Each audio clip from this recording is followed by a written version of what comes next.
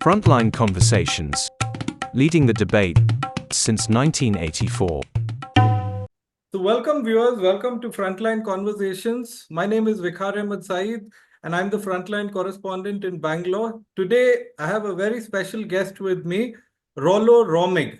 Rollo Romig is an American journalist, essayist and critic who works for Solutions Journalism Network and writes feature stories for the New York Times Magazine. I Am on the Hit List, A Journalist's Murder and the Rise of Autocracy in India is his first book. That's the reason why we're chatting with him today. And the title is a tongue-in-cheek reference to Gauri's own version of the list of targets made by elements of the Hindu right wing in which she had included herself because she was aware of how much she had provoked the Hindu right through her journalistic output and activism. The book, which begins with the murder of Gauri Lankesh, which really shook the nation and the world in a way after her murder on September 5th, 2017. Rollo has sort of done extensive reportage and research, and the book is written in crisp and clear prose and will be valuable for a long time for carefully capturing the life and death, or rather sensitively capturing the life and the gruesome death of Gauri Lankesh and chronicling the investigation that followed. The book also encapsulates the troublesome trajectory of Indian politics and society after Narendra Modi became Prime Minister in 2014, because any quest to understand Gauri's life and her death cannot be done without understanding how the country has changed since 2014. Thank you, Rollo. Thank you for joining Frontline. I understand this is the first interview that you're giving to an Indian publication. Thanks, Vikar. I'm so grateful to be here, and I'm really glad to be talking with you this morning. But at what point did you decide that you wanted to write a book on the life and death of Gauri Lankesh? Well, it's a good question. I'd been, as you mentioned, I'd been spending a lot of time in India, and particularly in Bangalore in the years preceding that time. And I'd been thinking for a while about writing a book about South India to try to capture just what I think is so extraordinary and special about the place. I hadn't really yet hit upon a specific subject, a specific focus for the book. And Gauri's murder obviously came as an enormous shock. And it was partly a shock just because no one in Bangalore really seemed to have ever imagined that such a violent assassination would ever happen there. India, is no stranger to violence, unfortunately, just like my own country, the United States. Political violence is actually pretty routine in both countries. Just like in the US, there's a big variety of kind of how much gun violence you even see in different parts of the country.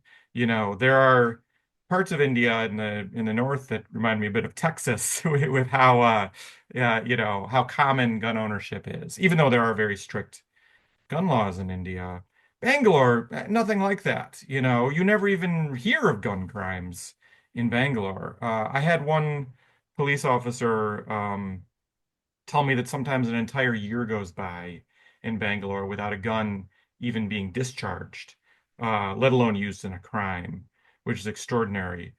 I'm not sure if, if that's actually true. It sounds like a bit of an exaggeration, but I think it kind of captures the point that even the fact that a gun was used in a crime, that alone was shocking in Bangalore. And the fact that this assassination out of the blue of this journalist, this woman shot dead alone on her doorstep, defenseless, it just came as a huge shock because I think it really shook Bangaloreans' idea of their city, of what was even possible there and of what the nature of the city was. I felt that too. And at the same time, I felt that, her murder opened up so many new questions, so many new mysteries. Who had done it? No one took credit for it. No one explained why it had happened. All people could do was guess why she was murdered. It was actually incredibly mysterious at first.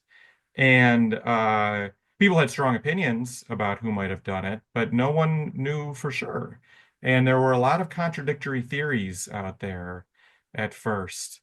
Um, so who had done it? What was their motivation? All of this was unclear. And it seemed to me all at once that in this incredibly unfortunate story of Gauri Lankesh's assassination, uh, it encapsulated so many of the qualities and the questions that I was interested in pursuing in a book. I want to ask you, I read the book very carefully and I was very impressed that you've built this life, this biography of Gauri, even without meeting her, right? You've sort of understood her personality.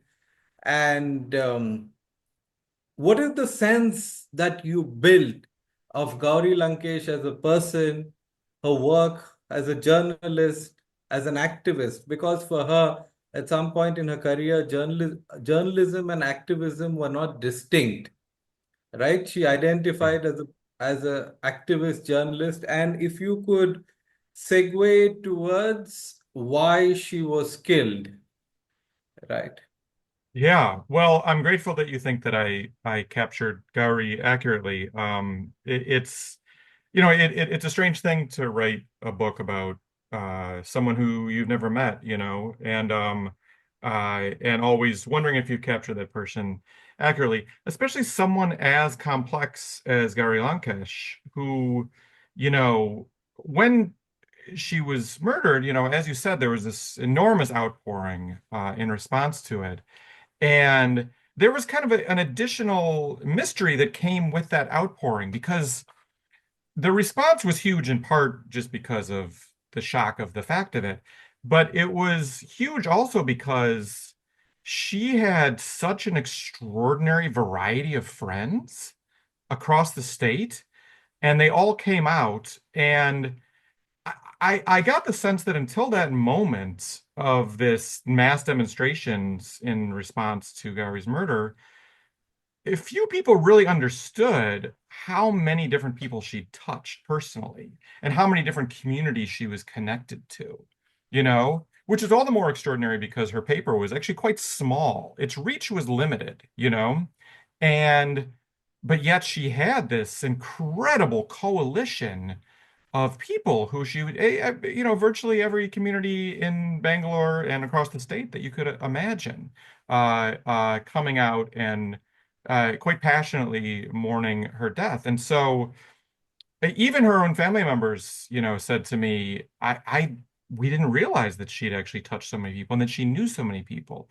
And, part of it is that, she was a person she was kind of known for being very, very noisy. She had a lot of opinion. She had a lot of outrage. She never hesitated to voice them. But at the same time, she was very quietly and without seeking credit, doing this slow, quiet work of building communities and just supporting people. And more than one person I spoke to told me about this, that, there were many defamation lawsuits slapped on her over the course of her career as a journalist. And partly because defamation suits are one of the primary ways that journalists are harassed. Unfortunately, Indian law makes it very easy to file a defamation suit against a journalist. And her people who were annoyed at her or disliked her would file suits against her all over the state, which required her to appear in court at, courtrooms top to bottom all over Karnataka. And she used that as an opportunity to explore all the best little food joints all over the state. And so she had this kind of encyclopedic knowledge of all the best little, regional food spots all over the state. That's the kind of person she was, that she was like, you know what, I have to go to court, but I'm not going to complain about it. I'm sure she complained some, but I'm going to turn this into an opportunity actually for fun, for connection, for community, and use it as a way to connect with people and to eat a lot of delicious food. Yeah. What did you think of her journalism and her self-identification as an activist journalist? Yeah, it's a really interesting question. She was sometimes her approach to journalism really exasperated people who she knew well, people with kind of a more conventional approach to journalism. Her approach to journalism was not conventional. She didn't follow all the rules. It was partly an approach that she inherited from her father, P. Lankesh, who was as you know, a giant of Kannada literature and maybe most of all of Kannada journalism. He was adept in pretty much every form of writing that there is, short stories, plays, poems, but he really made his mark as the editor of the tabloid newspaper Lankesh Patrike, which it's hard for outsiders to Karnataka to really understand the full impact of this paper. It was an absolute phenomenon. It just had the most passionate readership that you could imagine of a publication. People just counting the hours until the next issue came out, and then the newsstand would just get wiped out of copies as soon as they arrived. That's how much people love this paper. And this she ultimately took over this paper from his father after his death in the year 2000. And his approach was highly unconventional. He kind of made new rules for journalism and for newspapers in Karnataka. And in many ways, he kind of invented the Indian tabloid as we know it today. So it's this unusual mix of very high-minded kind of literary content, but also just low gossip on any subject, and just really relishing the gossip, which could get pretty lurid sometimes, and always in an idiom that could just reach readers wherever they were. So it was a publication that just appealed to people at every class, people of every community, and he invited and really encouraged and relished direct contributions from members of as many communities as possible in the paper. And he never took advertisements for the paper. This was one of the ways that he maintained his independence. Uh, and he also could be a little bit reckless with how he presented things. He never used, when he's writing about a crime, for example, he'd never use words like allegedly, which And most Gauri journalists. followed this style. Exactly. So all these things Gauri followed, and then added some of her own idiosyncrasies to her approach too. So yeah, Gauri would never, when writing about a crime, say so and so allegedly, which you and I would of course always do if someone's not been convicted of a crime. We add these hedging words. Um, uh, uh, because there hasn't been a verdict yet. But she would never do this. She would say, we just have to call it like it is. We know this person did it.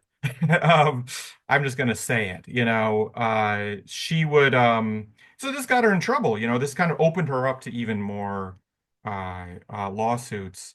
Actually, she was convicted, not long before she was murdered. She was convicted in a defamation lawsuit. She was sentenced to jail time, which she got deferred as she filed an appeal. But there's a chance that she might have actually served jail time had she lived. And And for so her, there was no distinction between her journalism and activism.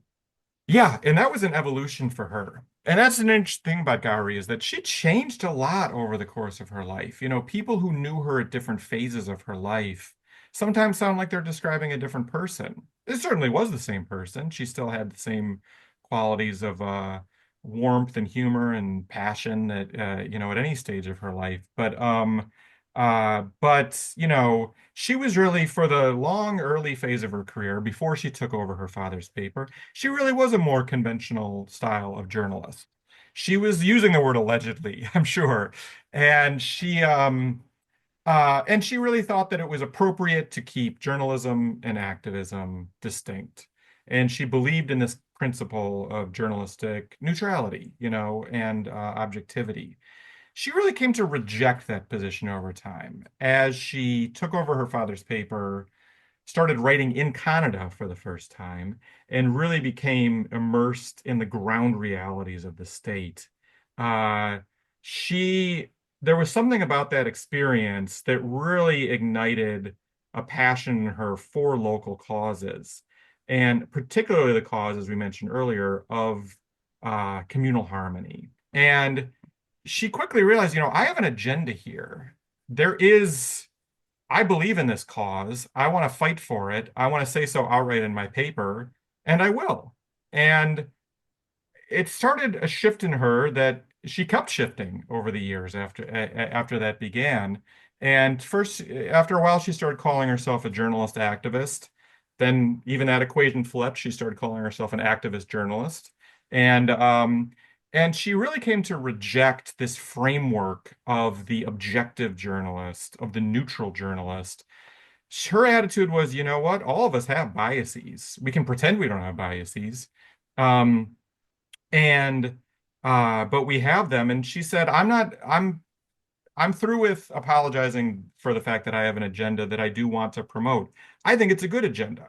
I believe in communal harmony. I think this is a good thing, and I shouldn't be ashamed to say it, just because I'm a journalist. So, moving on to the procedural aspects of the investigation, if you Yeah, can briefly, I mean, I'm a journalist in Bangalore, I followed the case, but it was very useful even for me to see it delineated so clearly and coherently. So, if you can just briefly, starting from the murder, if yeah. you could just go over. Yeah, certainly. Well, as I said, after she was murdered, it was no one knew who had done this or why. There were many theories all at once. Many people were suggesting, especially her friends and colleagues, that it was likely to have been an attack that came from some faction of the right wing. But no one even knew more specific than that. And even that was hotly debated. There were a lot of different, suspects and allegations thrown around in the months after her murder. As I said, she attracted a lot of complaints. Everyone who filed a defamation suit against her was immediately thought of as a suspect. Everyone who she'd had an argument or dispute with, and she argued constantly. She didn't hold grudges against people she argued with, but other people might have held grudges against her. And people speculated maybe it was a land dispute that was based on nothing, but in Bangalore, it's always a plausible possibility that a land dispute has something to do with a murder. And in a rebuttal to the allegation that the it might have been motivated by the right wing, uh, many from the right started suggesting very strongly that maybe she was murdered by Naxalites. Um, and were putting forth that theory very strongly. And there were many other theories besides. Uh, and for months, it just seemed that the investigation was making absolutely no headway at all. And most people close to Gauri started becoming pretty cynical about it, assuming that there would be no break in the case. Because here's the thing, her murder was the fourth murder in a pattern of murders, all of them writers. The first was Narendra Dabholkar, then there was Govind Pansare, then M.M. Kalburgi in Maharashtra and Karnataka. And the murders seemed to progressively move south with each murder, spread out sometimes by as long as a couple of years, but all with the same modus operandi, all shot with the same kind of gun by two men on a motorcycle. Nearly every detail about the approach matched, and even the kind of person targeted. An older writer with progressive ideas. And there was a huge special investigation team, a lot of fuss, a lot of media attention after Gauri's murder. It was such a high-profile case. At one point, hundreds of police officers were assigned to the case, to the special investigation team. And then it just kind of seemed to go quiet after a few months. And people assumed, well, this is just going to go the same way as the other cases. It turned out they were actually doing some pretty remarkable police work. And they were smartly keeping quiet about it, so as not to give away what they were finding. And in the early and mid months of 2018, they started arresting quite a few people for the conspiracy to kill Gauri, a number of whom seem to have been involved in, or were allegedly involved in these earlier murders too, of these three other men that I mentioned. And they, this special investigation team, uh, they used a lot of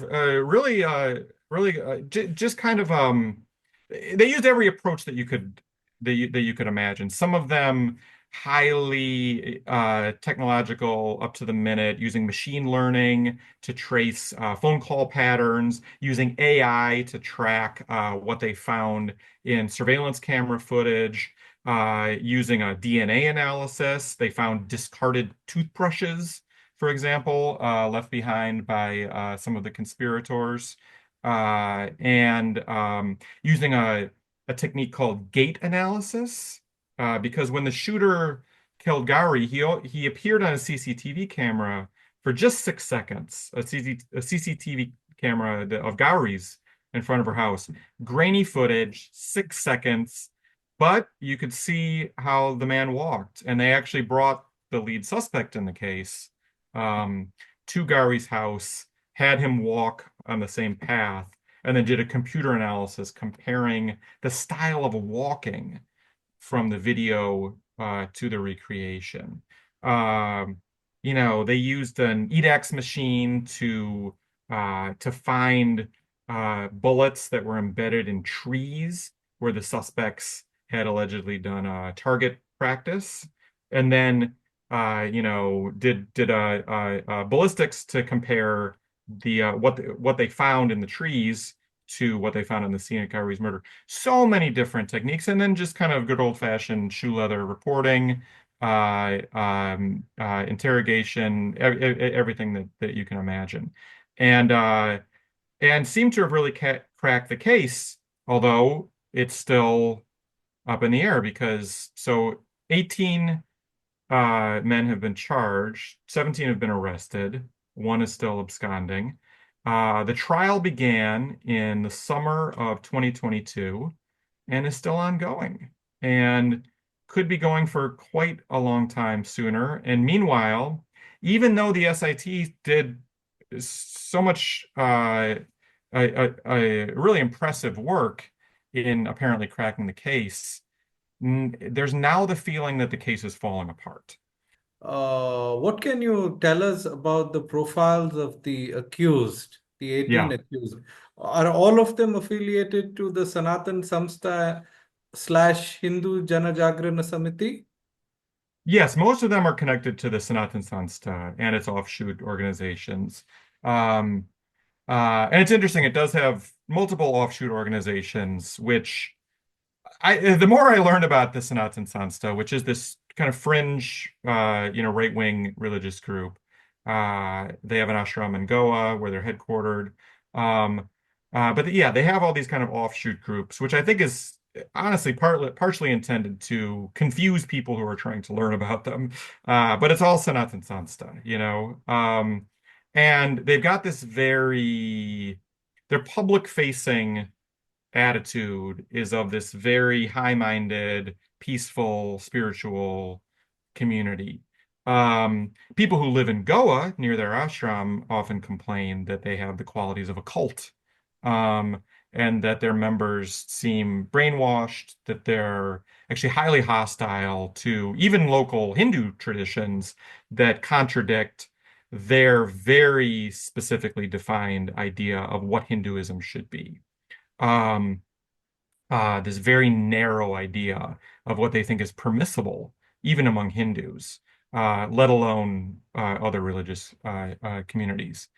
And so yeah, it's interesting because Sanatana Sansa is described as a fringe group, and I think it's an accurate description in a lot of ways. It's a relatively small group. They're very local. Their uh, attitudes are extreme. Um, they've, in many cases, endorsed and been accused of violence, including terrorist violence, setting bombs in public places to kill civilians. Um, or their members have.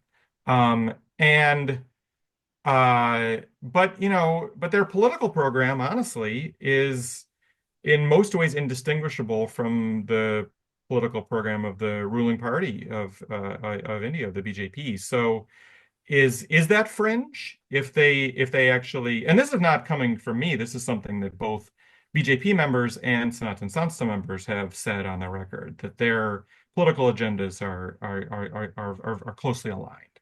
Most of the conspirators, yes, seem to have emerged from this group. The leaders of it, of this conspiracy to kill these four men, these various conspiracies, sorry, four men, three men and Gauri Lankesh, of course, um, often had close ties or even, relatively senior positions in the organization.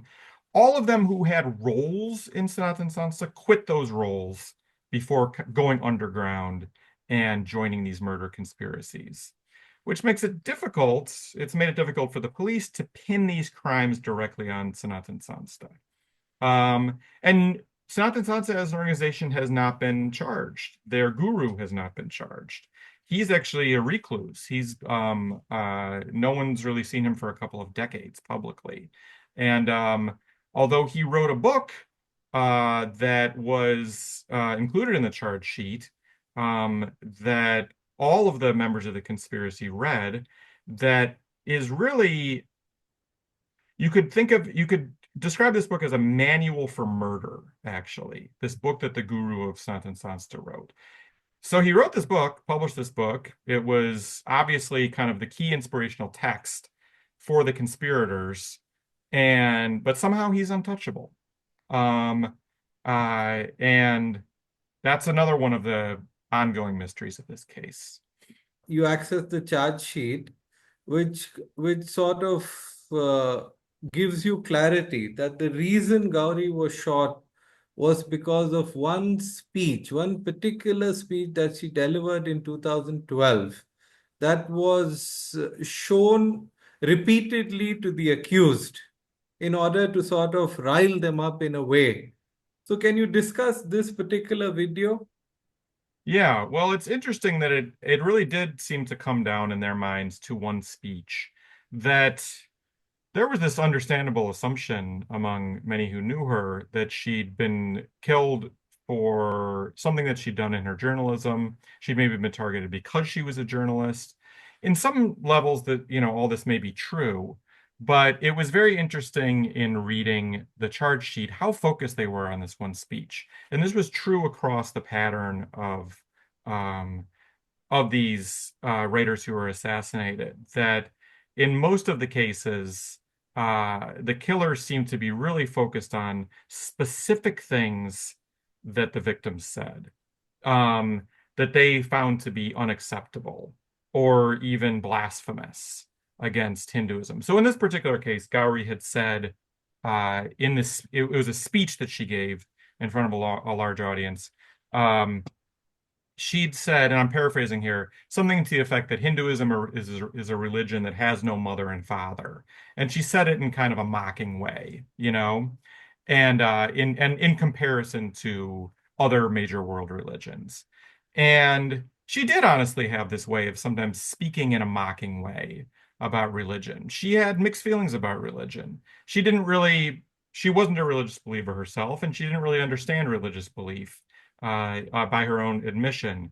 At the same time, I think she had a lot more respect for religion, including Hinduism, than her detractors often understand. She loved to celebrate religious holidays with her niece and nephew, and explain to them the significance of traditions, Hindu, Muslim, Christian. and so on. It seems that the killers really fixated on what she said in this speech. As you said, they showed it to each other as a way, repeatedly, as a way to sort of get themselves riled up for the idea of killing her. And this idea that, what she said was blasphemous and cannot be tolerated. And this is something we increasingly hear in the in popular talk or political talk about religion in India. This idea of blasphemy, that we need blasphemy laws and that religions need to be protected from what people say.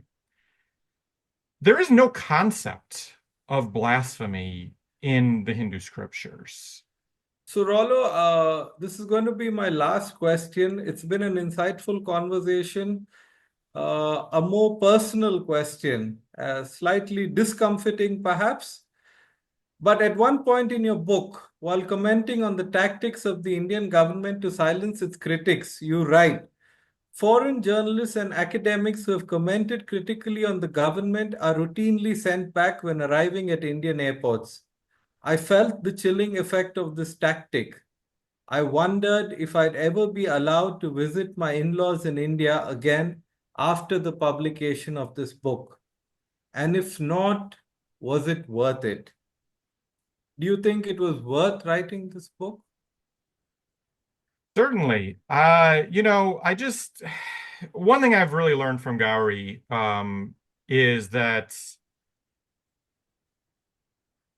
you can't even second guess these things. You have to write what needs to be written. And there was actually a quote of hers that circulated quite a bit after she was killed. Probably the quote of hers that circulated more than any other. I saw it actually pop up organically quite a bit on social media during the protests against the citizenship laws back in 2020. And she said, "I will do what I can and I will say what I should. These intolerant voices find strength in our silence. Let them learn to argue using words instead of threats." That's the quote. And I'm not someone who's actually used to speaking in an opinionated way on public platforms. It makes me uncomfortable, frankly. But, that's I feel you can't be immersed in the life of Gauri Lankesh, as I've had the privilege of being over these past few years, and not take that lesson to heart. That you will say what you should, and the consequences are always unpredictable, and you have to just face them. Rollo, it's been a pleasure. Thank you for speaking to Frontline. Thank you so much. I really enjoyed it too. Frontline Conversations. Leading the debate since 1984.